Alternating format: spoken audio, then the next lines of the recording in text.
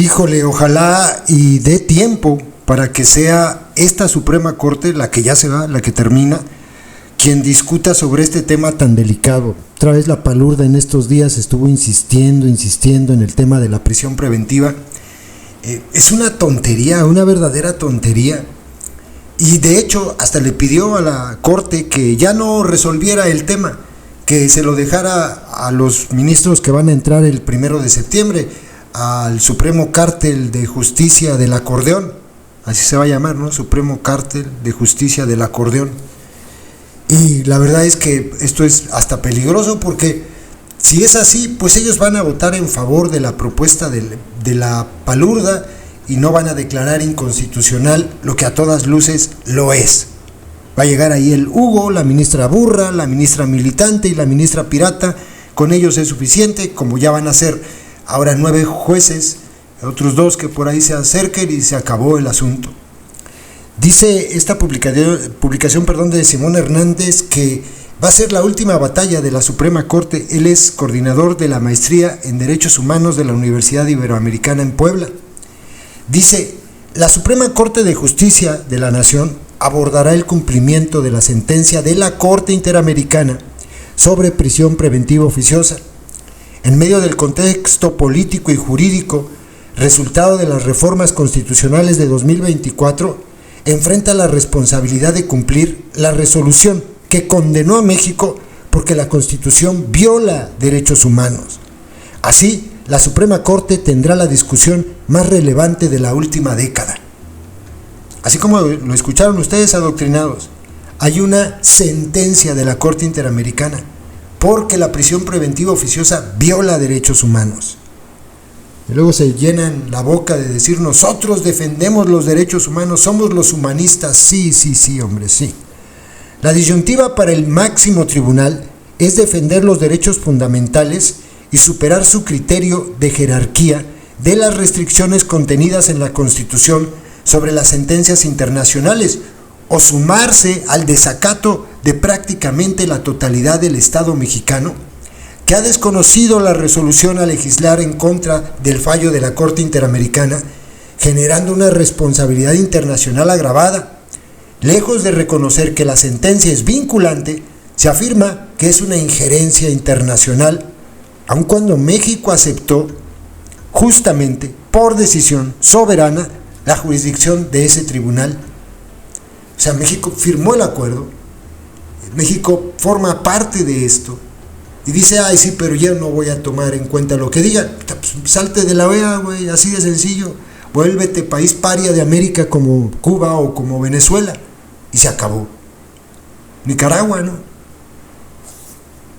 Han pasado 2 años de la notificación de la resolución del caso García Rodríguez contra México, que ordenó reformar la Constitución para que la prisión preventiva sea justificada, con valoración judicial y no aplicada de forma automática. Sin embargo, a través del Plan C del gusano barrenador, el Poder Ejecutivo y el Congreso de la Unión ampliaron la prisión oficiosa y eliminaron la revisión judicial de reformas constitucionales. De esta forma, la transformación de Cuarta constitucionalizó el desacato a la Corte Interamericana, incorporó en la Constitución medidas violatorias de derechos y limitó la posibilidad de su control judicial. Por su parte, los jefes de plaza de las entidades federativas afiliados a la CONAGO y las fiscalías del país, encabezadas por la Fiscalía General de la República, además de las Secretarías de Gobernación, Relaciones Exteriores y Seguridad Ciudadana, Defensa y Marina, presionan a la Corte para que incumpla la sentencia, incluso bajo un criterio político. La CNDH optó por justificar esta medida, cuando años atrás la había criticado consistentemente, pero pues entendemos que en la CNDH está una piedra, ¿no? Y que tiene la cabeza dura como eso, como piedra.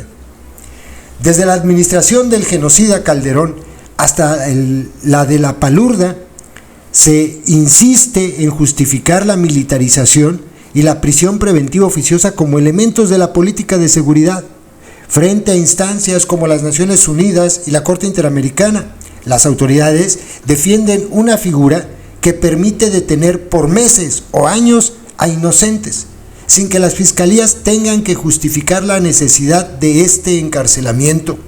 Los metemos a la cárcel y ya luego averiguamos si son inocentes o no. El debate de la prisión preventiva ha descansado en una política punitiva que busca atajar la crisis de inseguridad desde la apariencia, pero no con acciones eficaces desde el Sistema Nacional de Seguridad, las instancias de procuración de justicia y una reconversión en la investigación del delito basada en evidencia. Por años se ha utilizado, sin un diagnóstico de sus impactos y efectividad. La justicia constitucional está en un proceso de renovación y la nueva composición del Supremo Cártel de Justicia del Acordeón perfila su apoyo al oficialismo, y eso es lo grave. La Consejería Jurídica de la Presidencia ha solicitado que sea la nueva integración la que decide el tema. La Corte tiene la última llamada para cerrar su ciclo con una resolución que coloque los derechos fundamentales en el centro de la actuación del Estado, acate las sentencias internacionales y limite las decisiones políticas que son contrarias a la Constitución. Y ojalá ocurra. Creo que sería, pues, después de que le pasaron la aplanadora encima a la Corte, a todo el Poder Judicial, creo que esta sería la última señal buena. Si ellos deciden no hacerle caso a la ley, no tienen por qué hacerlo, no están obligados. La carta que les envió la Palurda, la Consejería Jurídica, pues son de la Palurda, ¿no?, diciéndoles: ustedes ya no resuelvan, que lo resuelva la Corte que va a entrar, la del Supremo Cártel de Justicia del Acordeón. No tienen por qué desacatarla, o sea, son un poder autónomo. No tienen por qué, acatarla. Son un poder autónomo y pueden decirle a la Palurda: estás loca, lo vamos a resolver. Y en este momento, con mayoría que no es pro organización delictiva de la secta, se puede restaurar esta barbaridad.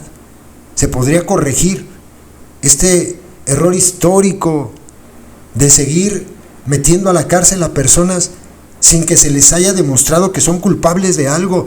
Y los que aplauden esto, de verdad, se tienden la camita. No les vaya a tocar.